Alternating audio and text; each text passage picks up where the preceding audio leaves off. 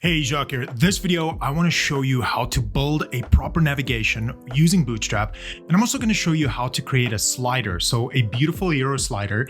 And this video is part of a huge video, like a 5-hour video, where I show you how to develop a website from start to finish. Now, if you're a beginner, this is perfect. But even if you're a pro, this video is also perfect. And the big video is also perfect. Okay, so just a side note, I have added all the links in the description below. Now you'll see there's multiple links. There's the link to the huge video, and there's also links to smaller videos that I've kind of broken it up just to make it a little easier for you to follow. Now, I've also added on GitHub, on the GitHub repository, I've also added this specific web development project as well in the description below. Now, with that said, to follow this video, here's a couple of things that you might need to know. Number one, just a basic HTML and CSS understanding. If you don't know HTML or CSS or even SCSS, this is fine. You're still going to be able to follow in this video and in the large video as well. All right, so the second one is Figma. If you have a basic understanding of Figma, you're going to do just fine on this video. If you don't, however, I also have a video in the description below how we design and develop this specific website from start to finish. Okay, so the third one that you might also need to know is Docker, GitHub, as well as Gulp. Again, if you don't know this is all fine. In the big video, I do show all of this from start to finish. Now, in this video though, we are going to focus on creating that beautiful Bootstrap navigation as well as a Euro slider. I'm going to show you how to put together a beautiful Euro slider. Okay, so here are a few key points why I love to use Bootstrap and why I would love for you to use it as well. Number one is the responsiveness of it. Because Bootstrap is basically built from mobile first, we have responsive breakpoints, meaning that we can move from mobile, desktop, tablet, and everything in between. And it's really easy to develop for all of those. The second reason is it's a complete framework, which means that it has all of the components, it has typography, it has colors, and we can use that to our benefit. Okay, the third reason why I love to use Bootstrap, and it's probably the most important one, is lean development. So that means that we don't have to add tons and tons of custom CSS. We can literally just go and change a couple of variables to get where we want. And in this video and all of the development videos I have, and even in the big video, I show you how to do this properly. And the fourth reason why I love to use Bootstrap is because it's easy to maintain. It's so easy to maintain. We can literally use npm to update and or modify our main node modules components, as well as going back. Once the website is live, once a website is in production, it's quite easy to go and change a few variables, and it applies to the entire website. Okay, so before we jump into it, make sure to smash that like and subscribe button. I post videos like this on a weekly, daily, and even monthly basis. It's all about videos of design and development, and I'm also looking into creating videos on how to run a digital marketing agency. I've been doing this for a long time. I've been running my own marketing agency for the last 15 years. So I do have a bit of experience when it comes to this, and I definitely want to share this with you. Okay, so with that said, let's jump into it.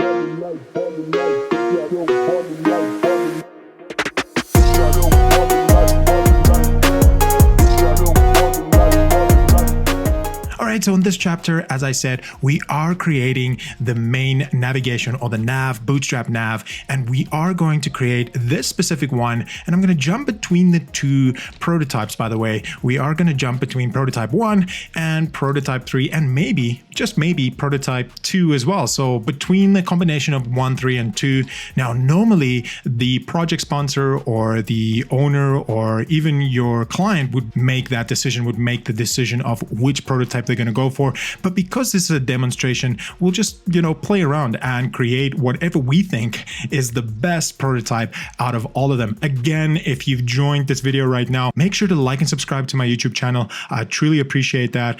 Everything is in the description below. This design and this development is both on GitHub and on the Figma community. All right, so let's go ahead and do that. So I'm going to navigate back to my Visual Studio, and you can see that we still have the Node.js running, and we still have our Docker running, so everything is still good. And at this stage, what I want to do now, before we do anything else, I want to check in my source code. So first off, I'm just going to say that we created base. So I'm going to say base creation. And you can add whatever you want over here. I'm just going to go ahead and submit. I'm just going to hit sync. It's super important to make sure you check in your code on a regular basis, just to make sure that when you work in a team that you guys are working together. Also, you want to make sure that you are committing, syncing, and submitting to the right branch. At the bottom left of Visual Studio, it will show you which branch you are working on. All right, so with that, we are going to close everything down. So I'm going to close all of my open tabs, and I like to do that. I like to start fresh every time. So I'm going to open up index.html, and we're going to start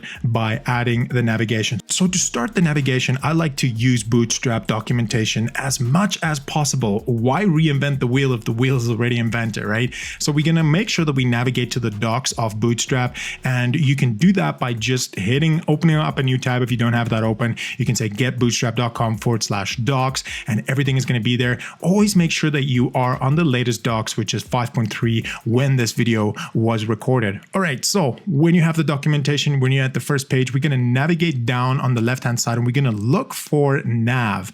Nav is the one that we want, and if you can't find it here, you can also search or use the search box at the top, which I normally use, by the way, and we are going to search for Navbar. We're going to hit the first one that it shows, and we want to look for a great nav that we can use. So I'm just going to scroll down until I can find something that's going to work for what we are trying to do here. And you know what? I'm going to use the very first or the second one. Honestly, scrolling through all of this, I like this one right here. It is very simplistic. It's very straightforward. So what I want to do is I want to copy this code to my clipboard. So I'm going to hit the little copy there, and we're going to navigate back to our Visual Studio, and we're going to drop that into our index.html. So what we have here is we have the body tags. I'm going to get rid of all this because we're not going to use that.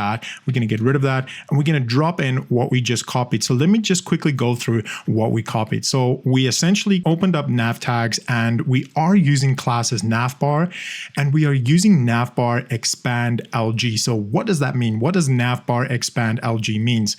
So navbar expand LG means that the actual breakpoint from mobile menu to desktop menu is going to happen on the LG breakpoint. So if you don't know what LG breakpoint is, let's quickly navigate back to documentation, and we're going to type in breakpoints just so I can show you what I mean. So when you navigate to the breakpoints, it's going to show you exactly at what pixels, what dimensions, what width is going to do what. So if you are going to use LG, that means that at exactly 992 pixels, so if the screen or if the browser size is 992, it's actually going to switch. And as we go through this project, we are going to use breakpoints a lot, and I will explain more, or I will try to explain more as we go through the process. So going back to Visual Studio, we are using Navbar expand LG. So it means that at 992, it will move from mobile menu to our desktop menu. Perfect. So the next part, it says BG body tertiary, which in our case, we're not going to use that because we are going to have a transparent background. If we go back to our Figma, just real quick, we can see that there is no background color for this navigation. So we are going to use BG transparent when we are declaring our navigation. So I'm going to get rid of that. I'm going to type in BG transparent. All right, so the next div, it says container fluid. So you get two types of containers. You get container and container fluid. In the design video that I have, I explain it in detail. Check the description below. I go through exactly what's the difference between container and container fluid.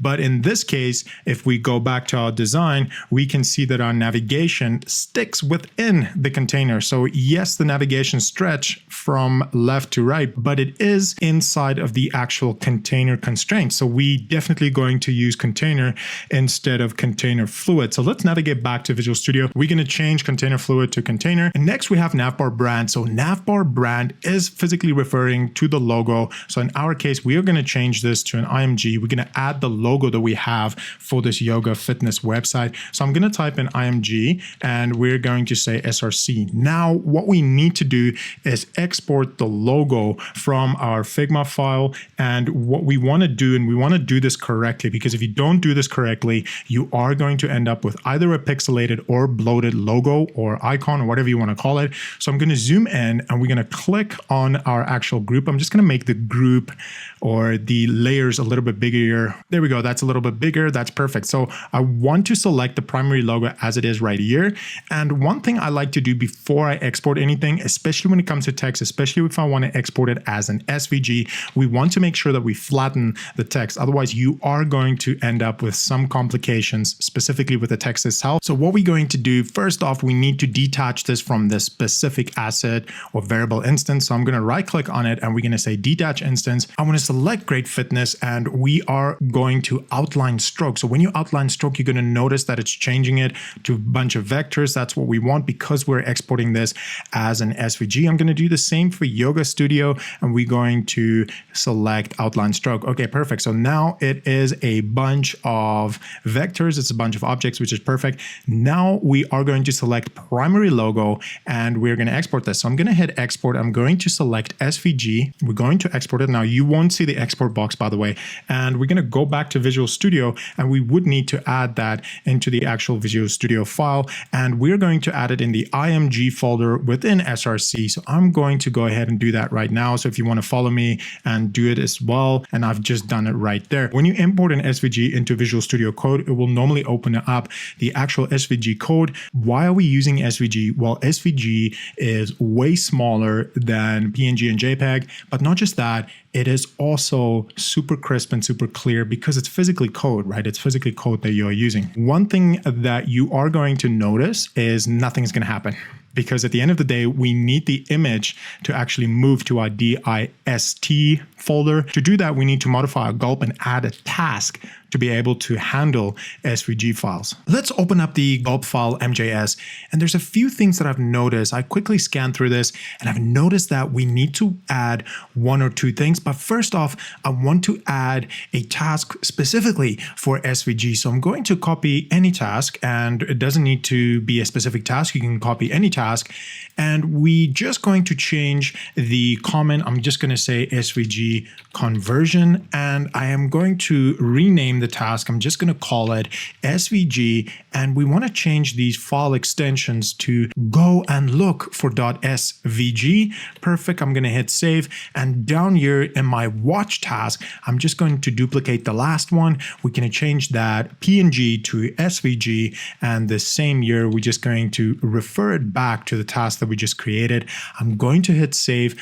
Next, I'm going to go to wherever my terminal is, where I have the node running, the npm start. I'm going to terminate that by hitting Control C and just stopping everything. One thing I noticed, and what I do want to add, is the actual WebP quality. I have mentioned it earlier in the video. When you convert any type of image, whether it be PNG or JPEG, you need to set what is the actual quality. I am going to look for WebP. I'm just going to search for the first WebP, and we are going to add within the task itself, underneath the return above the pipe, I'm going to add another pipe, and we're just going to say WebP, and the quality that I'm going to go for, and we can play around with this, by the way, the quality I'm going to go for is 98. We can play around with it. If the image size is too large, we need to go and modify this, but I always start with 98 and see how that goes. We need to do the same for the PNG as well, so I'm just going to paste that in there as well. And now that we've done this, I'm going to hit save, and going back to my terminal, I am going to hit the up button and I'm going to run npm start. Let's give that a sec so it can do its thing, and that normally takes a second or two for it to get up and running. All right, so now it's up and running. We can see that it has built successfully. Everything has compiled successfully. Now we need this IMG to be able to move itself over to the distribution. Now, one quick way to do this is you can open up the SVG and maybe just give it a space and just hit save. So what I did, give it space, give it a little backspace, and hit save again. You'll notice that it moved everything for us to the distribution. So when I open up the IMG under the dist folder, we can see that the primary logo is there. Okay, perfect. Now, when we add this to our HTML, we are going to assume that we are working from the dist. We are just going to type in IMG, and we are going to say primary logo, and you'll see that Visual Studio Code already shows that to us, which is super awesome to see. So I'm going to click that, or going to press enter, and we're going to hit save.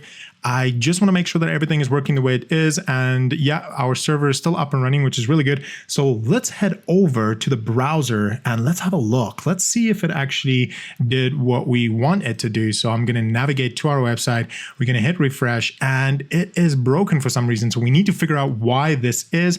And it's most likely a Flask issue that we need to go and fix. I just figured out why this is not working, and the reason it's not working is because we are using Docker container and Flask in conjunction with each other, and for it to work properly, we need to do something similar as what we did with our script here at the top with the bundle.js. So I am going to take this and we're going to copy, and it is specifically to do with where the static file is located within the Flask server. So with that, I'm going to paste it where the image src is, and we're going to take this IMG primary logo that we added previously. I'm going to cut that. I'm going to put that in there, hit save, and we're going to navigate over to the browser, and you're going to notice that it is working the way it should be. So perfect. That is working. And we can also see that our navigation is now added, but we need to add the navigation, or we need to change the navigation so that the text is centered in the middle and not centered or not left aligned for that matter. So to do that, we are going to make a few changes to our code. And the first thing I normally like to do is look at the actual navbar collapse. So the navbar collapse is where the meat is. That's where everything is. That's where everything resides. So we are going to modify this a little bit so that we can get what we want. Now, there are multiple different ways of doing this, and some people would say that, this is the correct way or that is the correct way. But to be honest, you need to go whatever works best for you, whatever works best for your project or the current website that you're working on.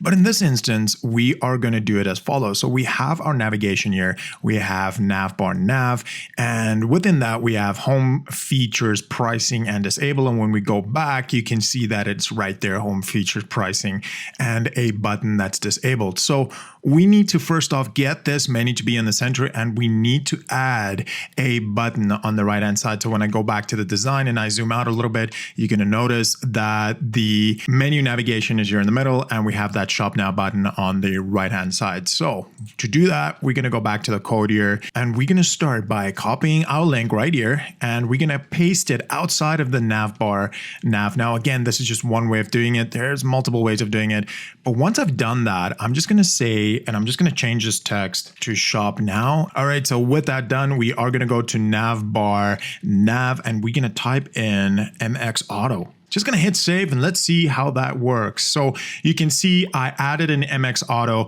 and M is for margin, X is for on the X axis, and auto means that it will automatically push the content to the most furthest side that it can possible. And because it's in the container, it will stay in the container, which is perfect. So now we essentially have the logo on the left-hand side, we have the menu items in the center, and we have shop now on the right-hand side. So later on throughout this video, we will look at the mobile first. Now, I know that there is, when it comes to Bootstrap, they always say that, you got to code mobile first. I kind of do both. I look at desktop first, and then I look at mobile. I want to get everything done prior to jumping into mobile. So that's definitely what we're going to do. All right, so navigating back, we have our logo on the left, we have our menu in the middle, and we have the button on the right. So let's go and start changing these menu items to what it needs to be. So we have home, services, and our facility. So let's do that first. Let's start with home. So we have home here. Our services is the next one, and I'm just going to type in our services. Perfect. I think the next one, honestly, I can't remember, but it's our facility. So I just always double click and I copy, makes life so much easier. Just going to clean everything up nicely. We're going to hit save, and we're going to navigate back, and we are going to refresh, and boom, we have the base up and running. So we have home, services, our facility, about, and contact us. Now I want to work on that actual button. So looking at the link that we added here, I'm going to get rid of that disabled. We want to get rid of that. All right, so with that all done, we're going to take this shop now, and we're going to add a couple of classes in here. So first off, I want that to be a button, and I want it to be button primary. So let's start there. Let's see how that looks like. Navigating back, we're going to hit refresh, and absolutely nothing happens. So we got to figure out why that is. So I think one of the key things is that some of the button is kind of working. So this is part of development, by the way. Part of development is always trying to figure out why certain things are not working the way way it's supposed to. So I'm going to navigate back and let's have a look. I think it is perhaps the nav link that's causing it. So I'm going to get rid of the nav link because we're not in the Navbar nav anymore. We're going to get rid of that and we are going to hit refresh. And there we go. We have the base button up and running, which is a good sign. Next, I want to start adding the actual icon. Now, just a little side note, we will start messing about with the actual variables of the buttons here after we have the base up and running for navigation. That's why I'm not really worried about the actual padding of the button itself or the size of the font size or even the weight of the font for that matter. And the same goes for the actual navigation. At this point, the navigation is quite small. It's not exactly what it's supposed to be. You can see that our navigation here might be a little thicker. It's got a medium font size where over here it's super thin, but we will change that once we have this little icon in there. So let's go back. I want to take this icon and we want to make sure it's a vector here at the bottom. And I'm just going to change the name for it. I'm just going to say basket and we are going to export it as an SVG. Perfect. So basket SVG is added into our IMG and you'll notice that our gulp task runner has automatically took our basket.svg and moved it over to the distribution, which is perfect. That's exactly what we want. Now navigating back, we are going to grab this guy right here. We're just going to copy that because we're going to use that and we are going to add an IMG within this. I am going to literally copy this whole IMG and not just the link itself. It's going to make life a little easier there. And we're going to change this. We're going to change that to basket. Now, one thing that we haven't done yet, which is super crucial, is we need to add alt text for our images. That is super crucial. And the second thing that is also crucial, and this comes down to that entire developing a website for lean performance, is we need to add the width and height. That is something that Lighthouse takes a look at when you develop a website. It always wants you to define the width and height. It doesn't want to do it itself. So we're going to quickly do that. We are going to go back to the actual logo and we're going to add the width and height here real quick. So the width and height, when I click on everything, it says 199.44 and 31. So I'm going to round that off and go for 199 and 39. So going back to Visual Studio, we're going to add a width there and that's going to be 199 and we're just going to add PX. And we're going to give it a height and it is, as far as I know, it is 39. So we're going to say 39 and finish it off with a PX. Always make sure that you have the PX there as well. Last but not least, we want to add an alt text. So I'm just going to say yoga fitness website logo. Now, when you develop a website to be SEO efficient and ranking is an important part of it, you want to do the research first before start adding the alt text, but you never want to forget to add the alt text. And that's one thing that a lot of developers do. They forget to add the alt text to images. So when it comes to the actual ranking of the website, it's not doing that great. Always make sure that you do that and always make sure you add the width and height. So we're going to do the same for basket as well. I'm also going to add a width and height. So I'm going to go back to Figma and I just want to see what is the width and height. So the width and height here is basically 14. So we're going to stick with 14. And there's a little trick that you can do as well is when you're in a situation like that where you have the height at a 0.4 or 0.55 in this case variable, then you can also use 100% on the actual height as well. And that will ensure that whatever image you are using is actually going to be perfect. So the aspect ratio would be perfect. So it won't skew or it won't distort or anything like that. Also, I'm going to add an alt text here and I'm just going to say shopping basket for yoga studio.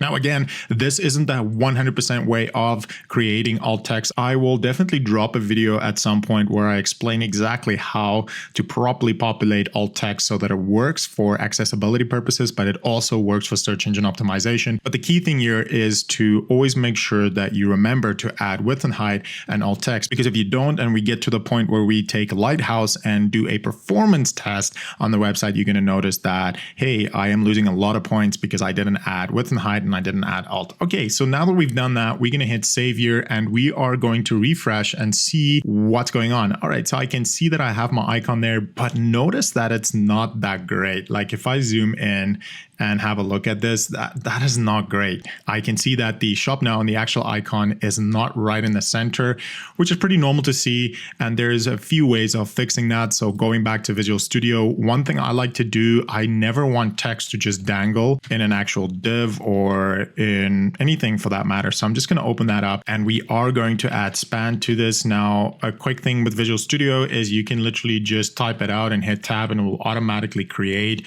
the tags for you. I'm just going to paste shop now in there. Next, I want to add a deflex. So I want to change this button into a deflex, and I want to say align items center. I just want to make sure that I spelled that correctly. That looks good.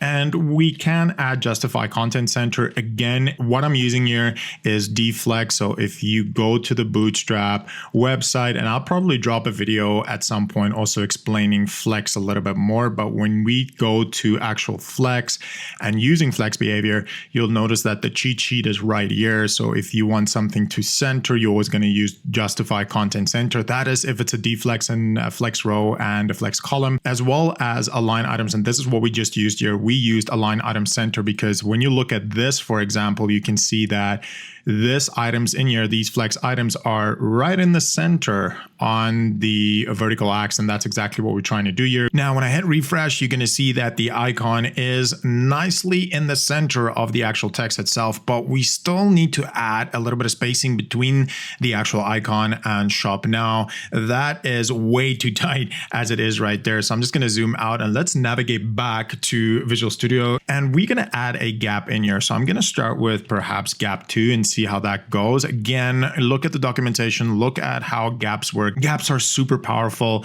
and it's super great to use for situations like this. So I'm going to hit refresh and we're going to see that we have a great little gap there. Now, before I actually continue fine-tuning this button, I want to work on the actual width and height variables of the button itself to make sure that it is 100%. So I'm going to navigate back, and we just want to see that when we look at the two, so when I look at this button right here and I look at this right here, the actual padding around the items within the button is not 100%. So let's go and change that. So to do that, we need to modify the actual variables. So let's work from the actual documentation this time and not use the underscore variables folder. We can use the actual button page on Bootstrap itself. So I'm going to scroll down right to the bottom until we can get to the SAS variables. And as I'm zooming in here, you can see that we have button padding Y and button padding X. Another thing that you're going to notice is that it is attached to input button padding Y and input button padding X. Now, this is where things get a little tricky, or just a situation where you need to think about it before you make any changes, because if you are going to modify button padding X and button padding Y and change it from input button padding X and input button padding Y, then when you get to the point where you are modifying or working with your forms, you might have inconsistencies with the buttons itself. So in our case, we are not going to actually modify button padding X and button padding Y, but we are going to modify input button padding X and input button padding Y. So I'm not 100% sure how we can get to that on the Bootstrap website itself, but I am going to open up the variables folder. So we are going to go to our node modules and we're going to look for Bootstrap, which is sometimes super cumbersome, and we're just going to scroll down. I've got it right here, open up SCSS, and we're going to look for variables. You can also search it at the top. All right, so once we have this open and we navigate back to the browser here, I just want to copy this guy right here, and we are going to go back to our variables folder and we're going to search for it real quick. In the variables folder, I'm going to hit Control F and we're going to search for that, and we can see here that we have 0.375 rem.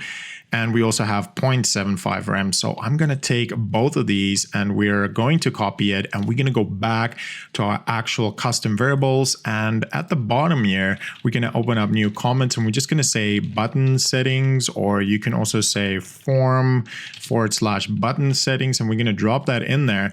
Get rid of the default as per usual. Always, again, get rid of the default. And we just want to get rid of the spacing as well. It's sometimes super annoying, but it is what it is. Okay, now that we have this, we need to look at what is the actual spacing on our design itself. So I'm going to go back to the design and we are going to have a peek at this. One thing you can do is open up development or the dev mode. And when you open up the dev mode and you hover over certain things, it will show you exactly what what is the actual spacing, and it looks like it's showing it in rem, which is super cool. This is, by the way, a brand new feature of Figma, which I freaking love. This is super awesome because this saves so much time.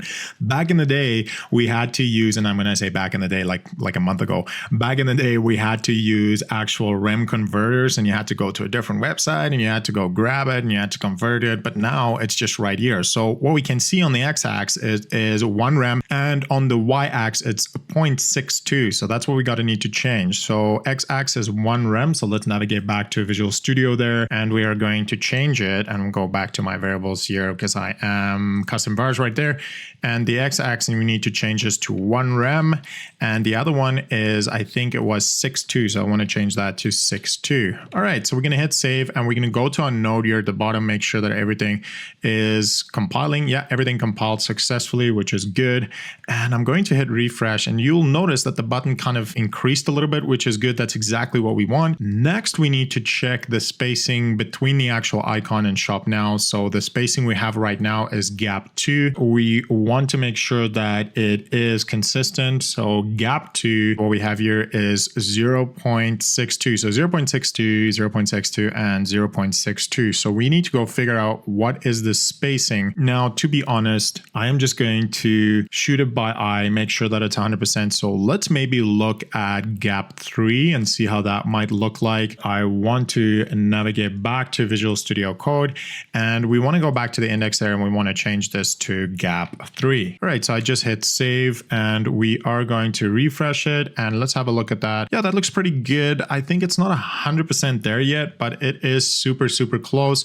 When I look at this button, you can see the spacing just looks a little better. I feel like the spacing is too much. So what I'm going to do is we're going to go back to gap 2, and we're going to stick with gap 2. So when I go back here, we're going to change that to gap 2. And again, this is part of design. This is part of development. It's constant back and forth until you get something that really looks good. All right. So another thing that I want to change is the actual font thickness or the font weight of our buttons itself. So going back to the variables, I want to search for button. And again, you can also either do it here or you can do it on the Bootstrap documentation. I'm just so used to doing it over here. So, I've been doing it for years this way. So I just, you memorize this variable folder, you actually memorize that in your sleep. So, I've kind of get used to where everything is. So I have button BTN font weight here, and we can see that it's font weight normal. So I want to copy this, and we are going to go and put it in our custom var folder. Now we got to figure out what is the actual weight that we have available for this project itself. So let's type in weight. I am going to scroll up here because on the right hand side, you can see these little orange dots or little lines. That's where it's all located. So I want to start right at the top. And here we can see we have lighter, light, and so it kind of goes on.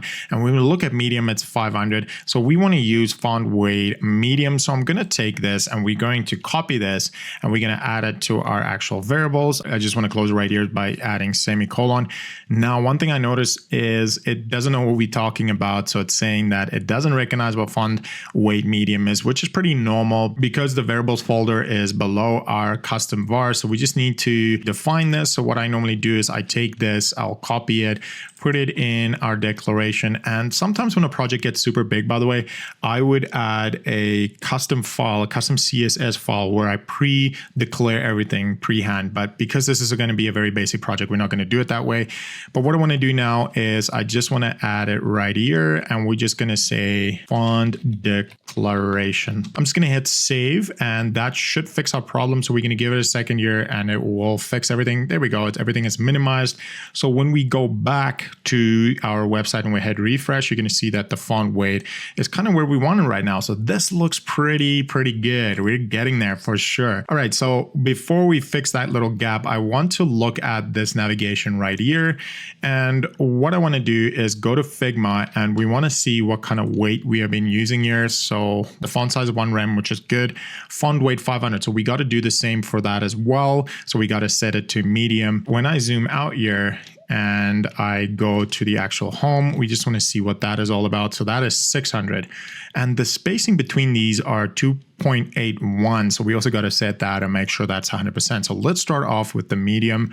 So I'm going to go back to Visual Studio Code, and we want to make sure that we set the medium on the actual navigation as well. Now there's two ways of doing it.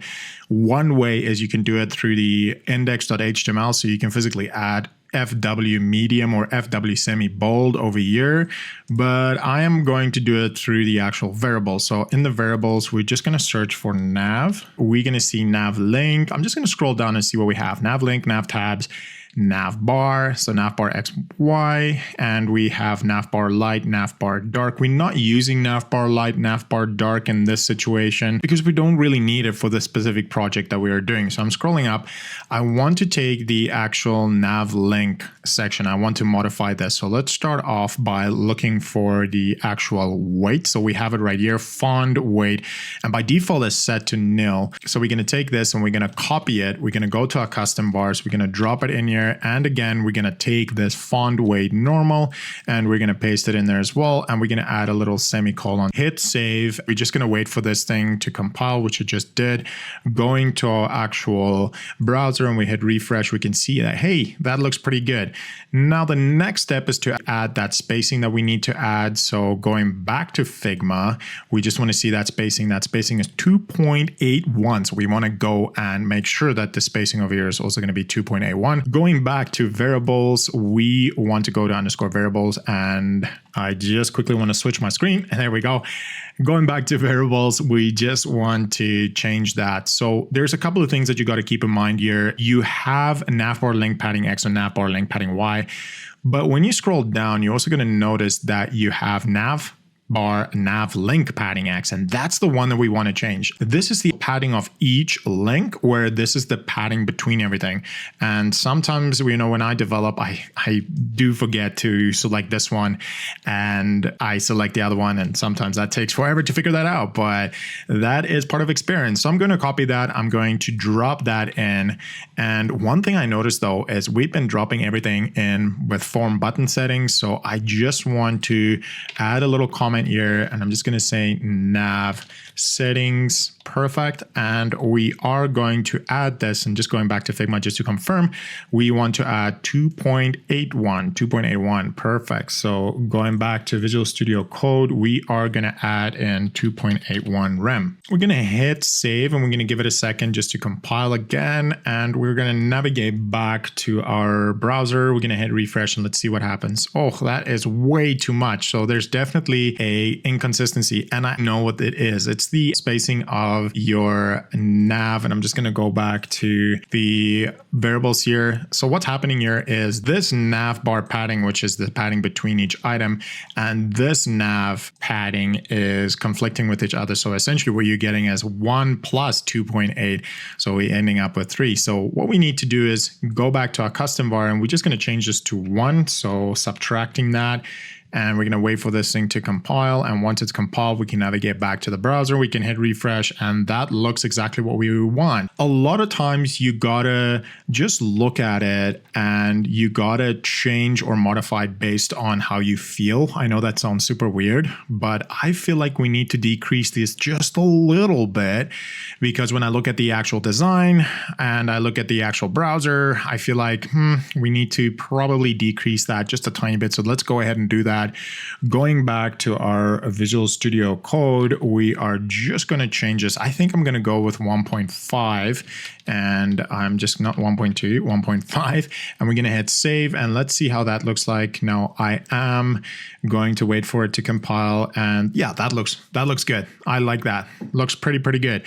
All right, so now that we have the base navigation up and running, we need to add some icons so that the user knows that there would be some great content content below. Later on in this video, I'm not going to do it right now, but later on in this video, we're also going to style in the drop-down menu. So make sure that you stay tuned. And if you are watching one of the videos that's only focusing on the actual navigation, make sure to check out the full video. And by the way, while you're still at it, make sure to hit that like and subscribe button. I would truly appreciate it. All right, so let's go ahead and add the icons. So we're going to do it with SVG icons. Again, when this is an actual website that I'm developing for a client, I would normally use Font Awesome, but for simplicity purposes, we'll use the SVG. In Figma itself, I am going to select the icon here and make sure that you're in dev mode because it makes life so much easier. I'm going to export it and we're going to change it to SVG. But before I export it, I am just going to check the name of this icon. Arrow down. Yeah, that's pretty good.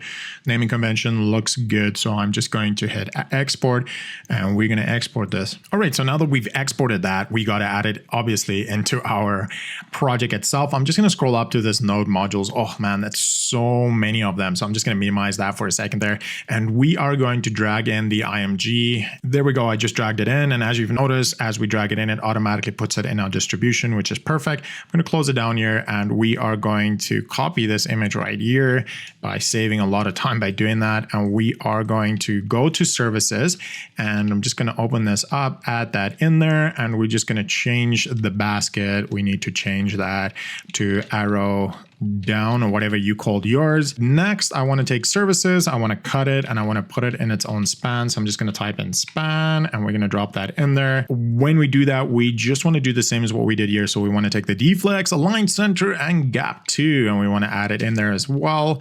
Now that we've done that, a few things that we need to do, the width and height. I just want to go back to Figma and just make sure that the width and height of this object is what we want it to be. So it's 14 by 14, perfect. So that's exactly what we want.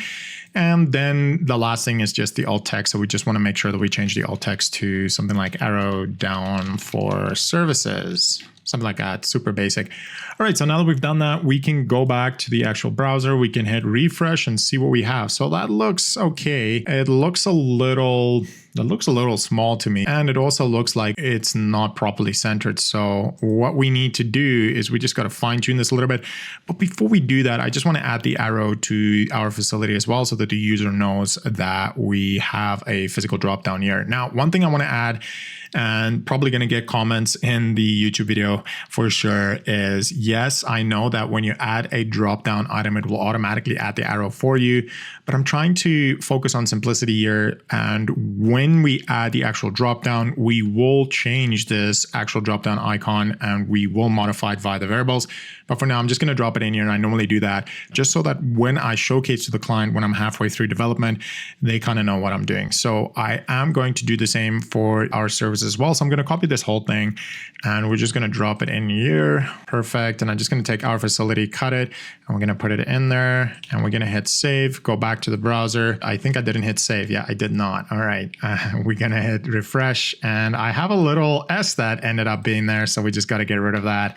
Hit save, go back to the browser. Hey, welcome to being a developer. This happens a lot. This kind of stuff is constantly something that happens. All right. So now we have the base navigation up and running. So next up, the slider.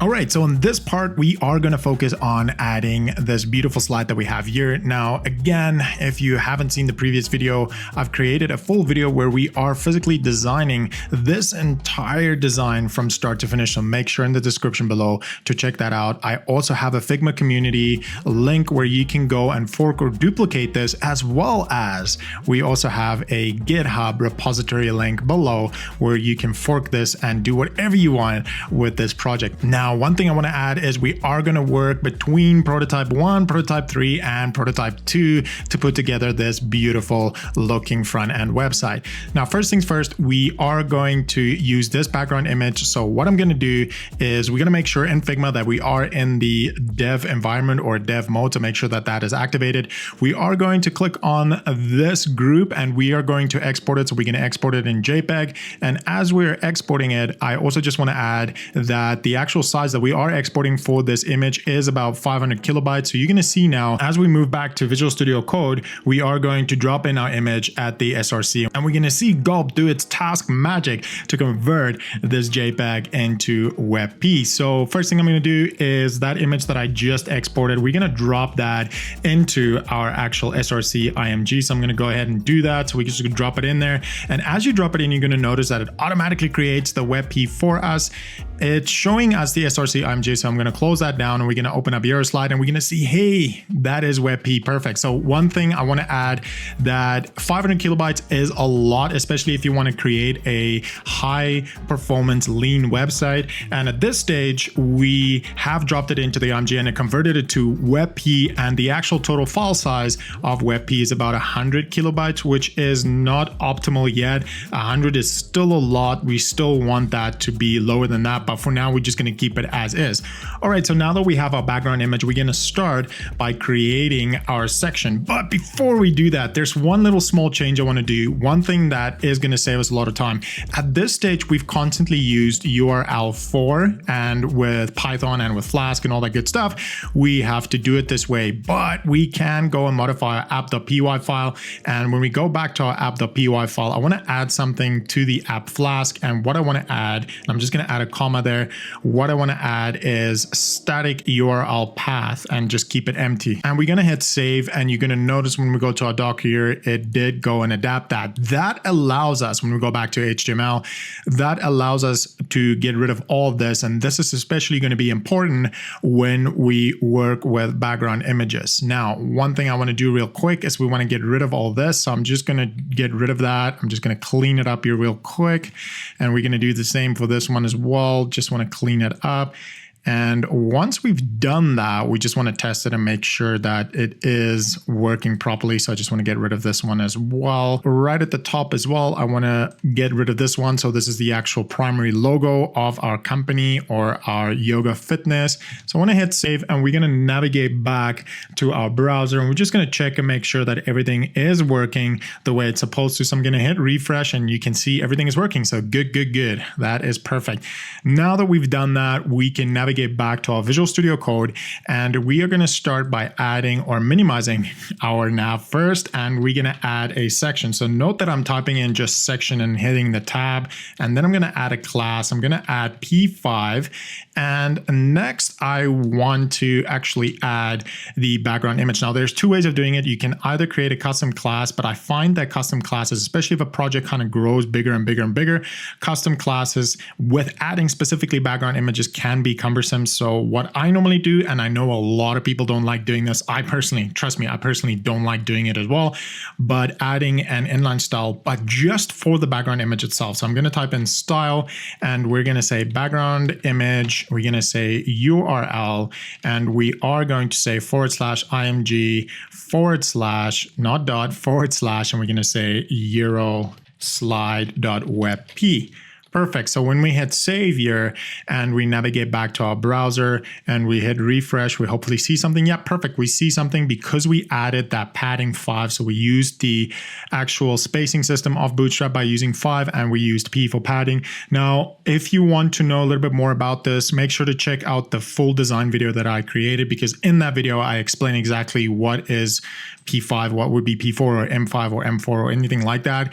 But coming back to this, one thing I do want to add is a custom class. So I already went and created a custom class, and what I did is navigating to your custom underscore class, we are going to open up or create body tags, and we're going to add slider section. I'm using the word section just to refer to the actual section, of course, but you can add your own class names, whatever works best for you. But for me, slide section works. I'm going to go back to HTML. In the class, I'm just going to drop it in there, and I'm going to hit save. And essentially what we did is background image no repeat, because when you look at this, you can see that it is repeating there. So when I hit refresh, that should be gone now. So we can see that it's not repeating itself, but we're not 100% there yet. So one thing we need to go and change, and I'm just going to go back to Visual Studio Code here. And one thing we want to add here is background size and we want to add cover. So we want to hit save there, go back to the browser, hit refresh, and everything should be working the way it should be. Now, normally it takes a second or two for the actual file to compile. So when we hit refresh, we can see, hey, it is doing what we want it to do.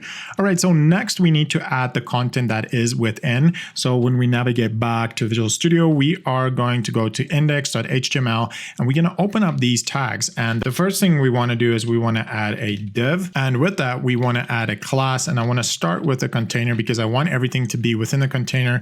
If you want to close any kind of open or empty lines, you can hit Control Shift and K. And I like to make sure that everything is nice and clean, especially when a project starts getting big. Next, I want to add another div. And to add a div, we just type in div and hit tab. I'm going to add a class. We're going to say row. And within this, we're going to add another div.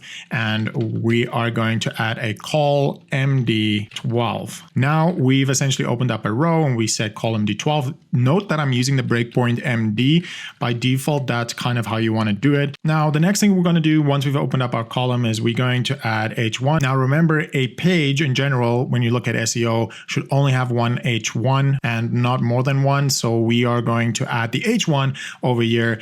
And now that I've added the H1, I'm just going to paste the actual text. So I went back to Figma and I copied the actual text, which is yoga first, fitness always. Going back to Visual Studio Code, we are going to add this in the H1 that we just did. So I'm just going to clean this up a little bit. I'm just going to make sure that everything is on one line. But one thing I want to do though, because what's going to happen is this is all going to be on one line. So when we hit save and we go back to the browser and we hit refresh, you're going to see everything is on one line, but we need two lines. Now, one way to do this, the best way to do this is actually add a span for fitness always. So I am right in front of it. I'm going to type in span and we're going to take this fitness always and we're going to cut it and we're going to put it inside of the span. The reason I'm doing that and the reason why we're not using BR is because when it comes to mobile and tablet, that's definitely going to screw things up. So a better way to do this is to use span. We're going to add a class and we're just going to say dblock. But for now, we are going to just call it dblock. We're not going to add any breakpoints to it.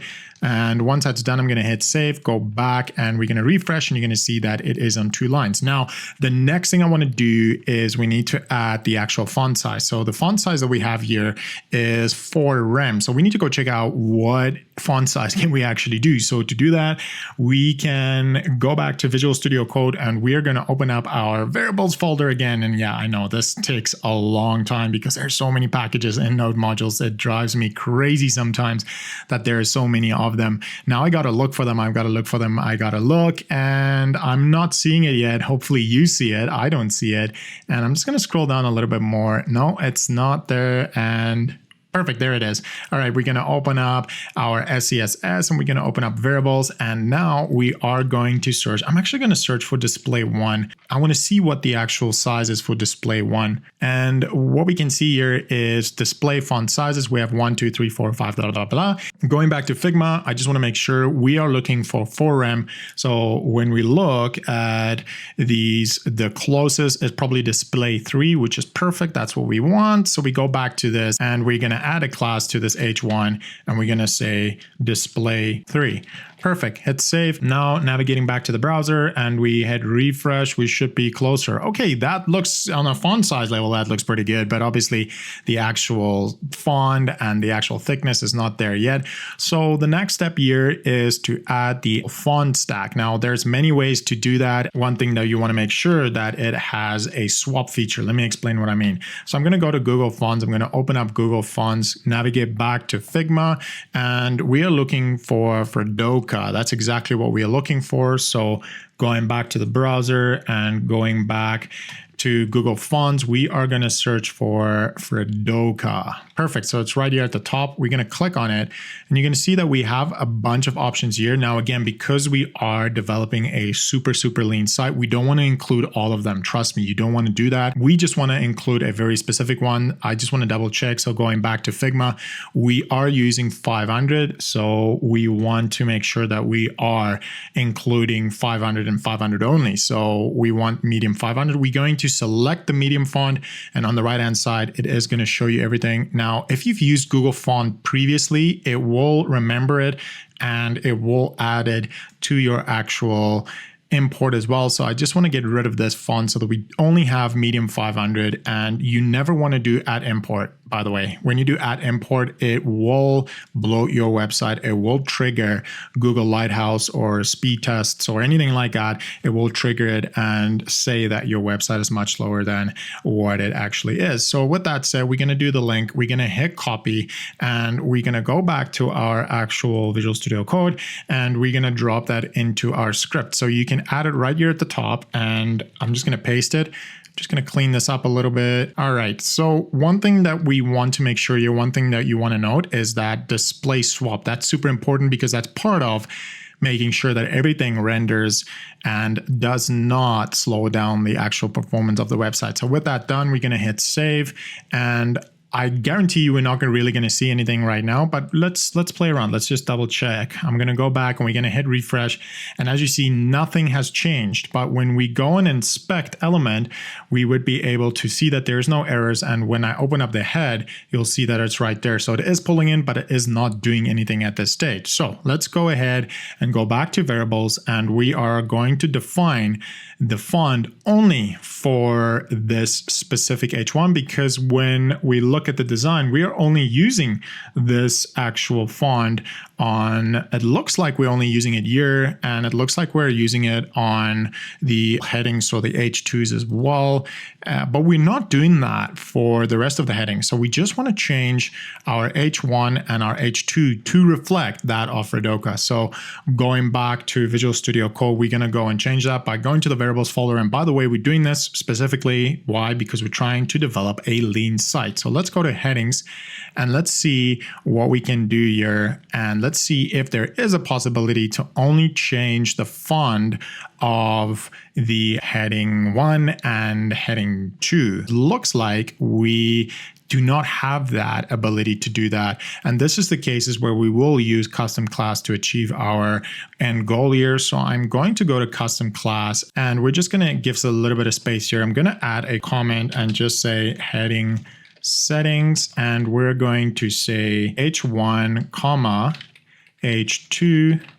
We're going to open that up and we're going to say font family. And now we're going to navigate back to Google Fonts just to make sure that we are including the correct font family name. So when you go here, it will tell you font family Fredoka sans serif. So the sans serif at the end is kind of a fallback. If Fredoka is not loading properly, it will fall back to sans serif, which will then fall back to Bootstrap as well. So that's exactly what we want. We're going to go back to Visual Studio and we're going to add that in. So I'm just going to replace this and we're going to hit save, and we're going to make sure that, going back to the node here, I'm just going to make sure that everything is compiling the way it should be. And then with that all said, I'm sorry, I'm trying to talk super fast here. With that all said, we're going to go to the browser, we're going to hit refresh, and boom, there we go. There is our font pulling in the way that it's supposed to. And I like that because we don't even need to define the actual weight of this font. It's pulling in exactly what we want. All right, now that we've done that, we need to go back to the design and let's just zoom in here. We're just going to take this text. This is the next thing we need. So I'm going to highlight all of it. We're just going to hit copy. You can also copy it from here, which is great. And by the way, this is new. This is all new. This is a new feature, which I really, really, really like. Going back to Visual Studio Code, we are going to add that into our index.html. So going back to the index.html, we are going to add a p tag. So I'm just going to press P and we're going to drop that in. Now, I like to just add a little space here just so I can see what exactly is going on here. I'm very, very particular when it comes to my coding. I love it to be super neat. I'm going to hit save and we're going to go back to the browser and just have a quick look at how this looks like. And I just want to hit refresh and we can see that, okay, it's getting there. It's looking like something, but it's not what we want. We want to make sure that the font is cutting off right here. So there's multiple ways of doing this. One easy and quick way to do this is if we go back and we change this MD12 and we just add, we not change it, we actually add call LG, and we're going to add, let's start with 4. Now, what happens here is on a medium-sized breakpoint, and anything that's smaller than medium size is going to stay with call 12. Anything larger than LG, it's going to change to 4. So let's see how that looks like. So I'm going to go back to the browser. We're going to hit refresh. And yeah, 4 is a little too small. So we're going to change that. Let's change it to 6 and see how 6 looks like. And just going to hit refresh. Okay, that looks pretty good. I just want to compare that with the actual design. The design is cutting off off at yoga. So I want to make sure that it's doing the same thing. And so what I want to do is I want to open up the P tag, and we're just going to say PELG4. I just want to hit save. If you are particularly want it to be pixel perfect, you can also try and change the call. So we can change the call LG5 and we can see how that would look like. So I'm going to go back to the browser and refresh. And there we go. So call LG5 works. It works great. It's cutting it off exactly where we want it to be. The next part is fine tuning this P tag and adding some buttons. So let's navigate back. And one thing I've noticed is, okay, font size is 1 rem, font style, weight, everything is the same, but align height is 2.125. Let's see if we can replicate that to make it look more like the design. And again, when you're a front-end developer, you want to make sure that your development matches the design. So we can see here that ours are a little tight. So one thing you can do with Bootstrap, and I'm going to go back to the code itself, we can add an actual line height here. So there's a few ways of doing this.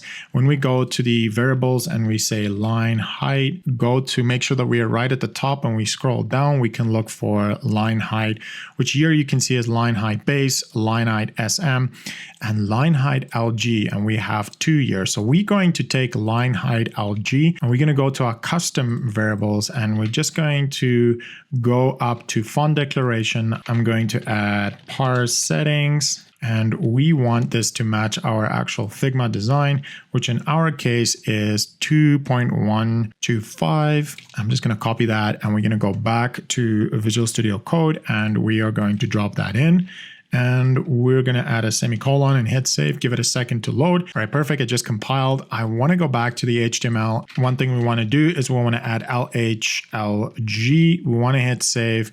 Go to the browser, and you're going to see that it changed, which is perfect. Now, one thing though, and this is pretty common, is when something looks great on a design, it doesn't necessarily mean it's going to look good on development. So as a front-end developer, you need to have that ability to be able to think outside the box and be able to fine-tune a few things. Now, one thing I don't like about this at this point is this font is way too small, especially for a slider. So we're going to go and change that. And one way to do that is we can either use different font sizes. So we can go FS5, or we can FS5, or we can also use lead. Lead also makes a paragraph bigger, but I found that lead is quite tricky to style in. So when we go back to the browser, we're going to see that it is bigger, but now it's super thin, which I don't like. So going back to Visual Studio Code, I am going to change the lead to FS5, and let's see how that looks like. Going back to the browser, we're going to hit refresh, and let's see how that looks like. Yeah, that looks good.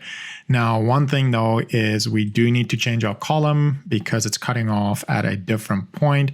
And I just want to make sure what this font is. So I just want to check. When we go to compute it here on the right-hand side, we can see what the font family is, and it's just System UI. So that's fine. But I think what we need to do, just so it looks better, is we probably need to go and add a little bit of thickness to this font. So going back to Visual Studio Code, I am going to change my call LG5 to call LG6. And I am going to go for font weight semi-bold. Let's see how that looks like. Maybe semi-bold might be too thick. Let's see. Okay, so semi-bold is definitely a little too thick. So when I inspect element here and we go to font weight, that's 600, so I want 500. And I know by default you can't really use font weight medium when it comes to Bootstrap, but let's double check because they do change things like this a lot. It looks like they changed it already. All right, so let's see what font weight medium is about. It is 500. Okay, cool. So going back to the browser, let's see if we like that. I think that looks okay. We're definitely going to fine tune this as we go along, because when I look at the design, it is way thinner. We're just going to play around with it and make sure as we go, as we develop through this project, that this will be the way that we want it to be. Next is adding the correct spacing between the paragraph and adding the actual button. So going back to Figma, we are using, it looks like 3 rem, which is, when we look at the gap of Bootstrap, which is 5. What we're going to do is, going back to Visual Studio Code, we are going to add an MB5 here. Now, one little tip I can give you, always use MB, always work from top to bottom when developing. Don't ever use MT. And that's just from an experience perspective, doing this for such a long time, because if you use MB and MT constantly, you're going to end up being confused. And, you know, when you come back to your code later on, that can be pretty cumbersome to try and figure out what you did. All right, going back to our browser, we're just gonna hit refresh and see how this looks like. We're getting there, we have a great space. Man, that thickness on the font weight, that font weight is definitely bugging me at this stage. So I'm actually gonna go back and just remove the FW medium because it's gonna drive me absolutely nuts. All right. Going back to the browser, we're just going to hit refresh and we'll leave that for now. We'll look at that later on. It might be actually the font color as well. We have the MB5 here. I'm just going to right click and inspect because I want to see. And when we look at this right here, we can see, I'm just going to click on the actual H1. We can see that we have 48, which is an equal of 3 rem, which is good. Back to the browser here. What we want to do now is we want to add the buttons. Back to Figma, we can see that we have 2 types of buttons. So I'm just going to click on this and we're at the bottom here. We are going to copy the text, or I'm looking for the space to copy the text. And there we go. The text is right here. So I'm just going to highlight that all. And one thing you're going to notice is because this design was specifically designed for Bootstrap and using a Bootstrap UI kit, we can see that we are using color primary and it's a large button. So that's exactly what we are going to do. So going back to our Visual Studio Code, we are going to add this button and we're just literally going to say A, because we're going to use an aref. We're not going to use actual buttons because it's a static website. And we're going to add class and we are going to say button primary. And let's go for button LG. And let's see how that looks like. I also want to drop in the text. So I'll book a session and let's hit save and see what it is. We might need to change a few variables here and there throughout the variable folder to get exactly what we want. And so, yeah, there's our button, but again, it's not exactly what we want because this button has 1 rem on the y-axis and 1.5 on the x-axis. So we would need to go and change that. So to do that, we're going to go back to variables and we are going to look. Yeah, that's right. We're going to look for button. And I'm just going to scroll down until we get to the button point. And this is what we want to do is we want to change the LGX and LGY. So it's referring to the input button padding YLG. So I'm going to copy that. We are going to get to the bottom of that one. And here we can see we have 0.5 and 1 rem. So I'm going to copy both of these and we're going to add a new section and we're going to call it buttons. And we're going to add this in here and we're going to get rid of the default, of course, as always. And now going back to the actual Figma design, I just want to double check. I think it was 1.51. So 1.5 on the x-axis. So 1.5 right here. So I'm going to add 1.5. I'm just going to navigate to Visual Studio. We're going to add 1.5 on the X and we're going to add 1 over here. Perfect. Now we're going to hit save. We're going to wait for our node to compile our files. Once that's done, we're going to navigate to the browser and we're going to hit refresh. And there we go. The button looks the way that it's supposed to look. Now, the next part of this is we need to add another button with an arrow. So I'm going to take this arrow and we're going to export this arrow as an SVG. Then I want to make sure that it has the correct name because that is definitely not going to work for me.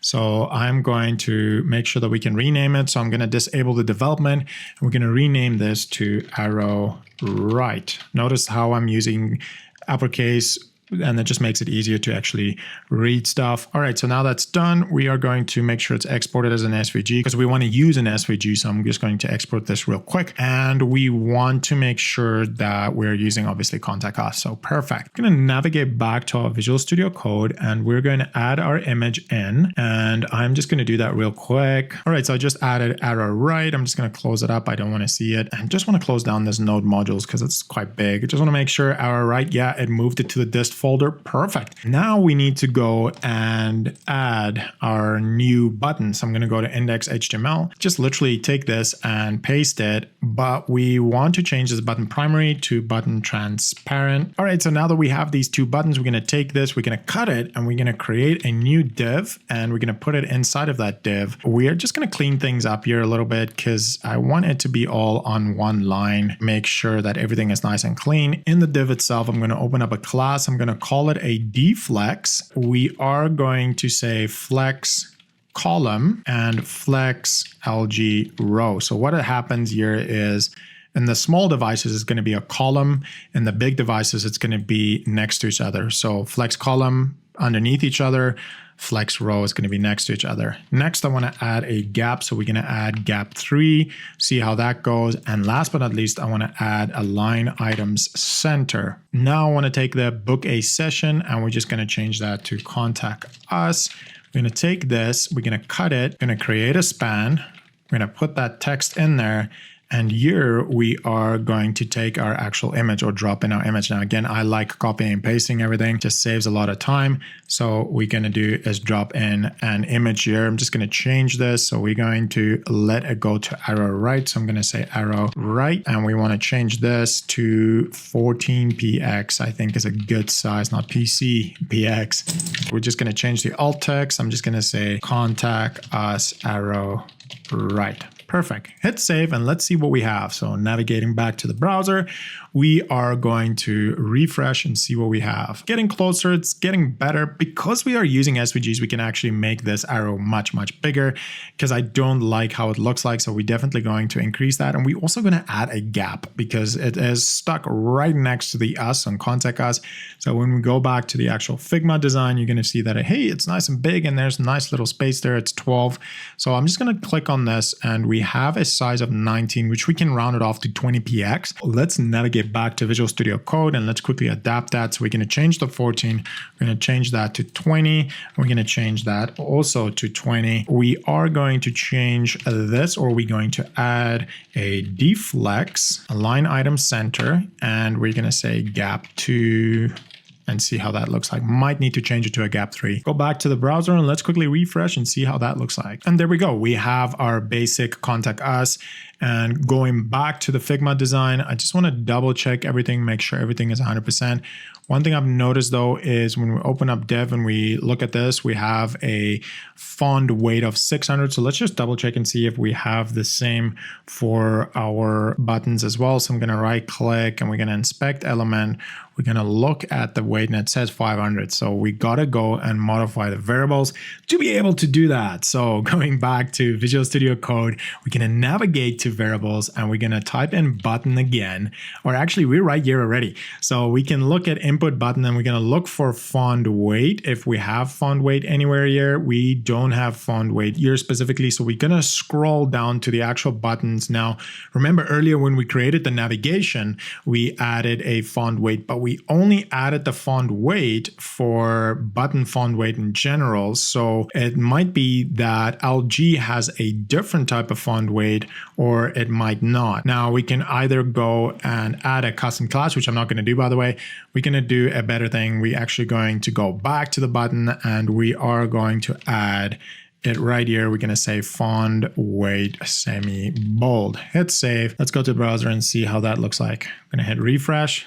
Okay, so font weight semi-bold, it is looking exactly the same to me. So let's kick it up a notch. Let's maybe change it to bold itself. Again, this is where you need to take your intuition as a good front-end developer. You need to be able to, on the fly, make changes like this. Let's see how that, yeah, that looks pretty good. I just want to see what kind of color we're working with here, because it might be that we're not working. Okay, so it is referring to our base color. That should be good to go. Now that we've done that, I am just going to do the same for the other button as well. So I'm just going to quickly look at the other button and we're going to add font weight bold as well. Probably only going to do this on the slider and nowhere else. So I'm just going to hit refresh here. Okay, that looks okay for now. Again, we'll probably come back because it is kind of bugging me at this stage. And that's the thing with being experienced with this kind of stuff. It either works or it doesn't work, right? And as you do it more, you're going to get used to all of it. I just want to increase the icon a little bit and see if that might work for us. So I'm going to go back to Visual Studio Code and we're going to change this. I just want to change it to something radically like 25 and see how that looks like. Going to hit save and navigate to the browser. You see, one thing that's not working for me at this stage is that the icon and the text itself is not centered properly for some odd reason. One thing you can do if you're ever in a situation like this where for some reason, you've tried everything, you might want to try a little off the cuff hack to get what you want.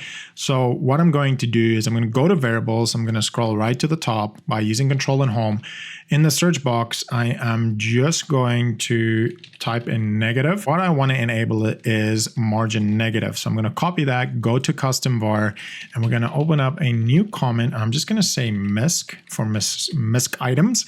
And we're just going to change this to true so that we can use negative margins. Go back to the HTML.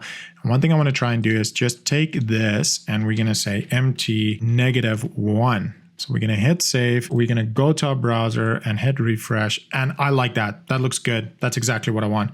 Last thing, I just want to increase the gap a little bit. I feel like the gap is too little. So going back, we're just going to change this to gap 3 and that should be good to go. Go back to the browser. Let's just double check it, make sure that it's working. Yeah, that looks pretty good at this stage. Now, before we wrap up this chapter, there is 2 small things I want to do that's going to make a huge impact to our entire design. And that is adding the correct spacing for this slide, as well as taking this navigation and adding a margin negative to it so that this part, the slide, can move right to the top.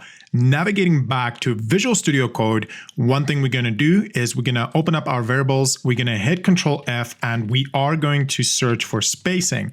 When you search for spacing, you're going to see that we have the default spacing here. I am going to copy this, navigate back to the custom vars, and right here, add spacing. Below that, paste it, and with that pasted, I want to duplicate 5. By duplicating it, I am going to use Alt and Shift and down arrow, and that will duplicate it. Taking number 5, change it to 6. Same with this one, we are going to change it to 6. Also duplicate it again and change the 6 to 7. With this one, we changing that to 8. Just going to get rid of that comma, hit save. And once that's saved, we are going to use this spacing. Now, one quick thing, I want to get rid of default year. And I've also noticed that we still have default year at the top. So I want to get rid of that as well. Quick way to get rid of this, copy it, Control F, paste it in, and we're just going to place it right there. If you do it that way, by the way, you are going to get rid of it wherever it is in the document. Always make sure that you get rid of that default. Going to hit Control S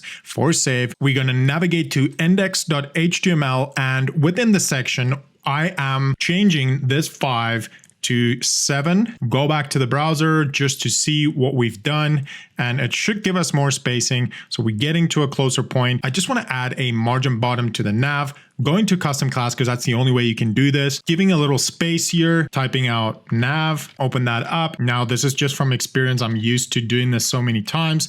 I'm just going to add -4.4 rem. With this all, I want to add a custom height for the slide section. So within that, adding a good height. So 56.25 should be good. Going to hit Control S and navigate back to the browser, hit Control R, and this looks much better. One small thing I quickly want to change. I know we've been saying we're going to change a lot of things, but this is the last thing I promise. I just want to increase the spacing or the padding between the logo and the texture just to kind of round it off. Navigating back to Visual Studio Code, we are going to go to custom var, and with this number 7, I am going to change this. We're going to change this to perhaps 10, hit save. And once that has compiled, and while it's compiling, navigate back to the browser and hit refresh. See how that looks like. Now, it does take a second to compile. That looks much better. We are still going to fine tune this design as we go through this entire course. And if you've joined us on one of the separate videos, make sure to check out the full course. Make sure to check out any smaller section videos on how to develop this website from start to finish. And again, everything is in the description below, including the GitHub pages. You can fork it, including the Figma community design. design, you can duplicate that and use it throughout this. Now, last thing, make sure to like and subscribe to my YouTube channel. I would appreciate that. Up next, we are going to work on the services section. And last comment, just real quick, we are still going to fine tune a lot of things as we are developing this website. There's still small things like you can see this little arrow, it's off to this one. We still need to add a little bit of spacing there. So there's still a few things to do. So make sure to stick around. Next up, the Our Services section.